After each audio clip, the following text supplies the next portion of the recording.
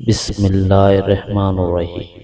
صلی اللہ علی محمد صلی اللہ علیہ وسلم۔ الغفور، بخشنے والا۔ جو شخص کثرت سے اس اسم کا ورد کرے گا دل کی سیاہی دور ہوں گی۔ صحیح حدیث میں ہے کہ جو کوئی سجدے کی حالت میں 3 بار یا رب اغفر لی پڑھے گا، اللہ تعالیٰ اس کے اگلے پچھلے گناہ معاف فرمائے گا انشاءاللہ تعالی۔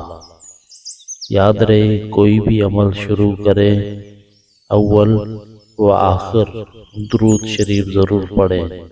جزاک اللہ خیر۔ صلی اللہ علی محمد صلی اللہ علیہ وسلم۔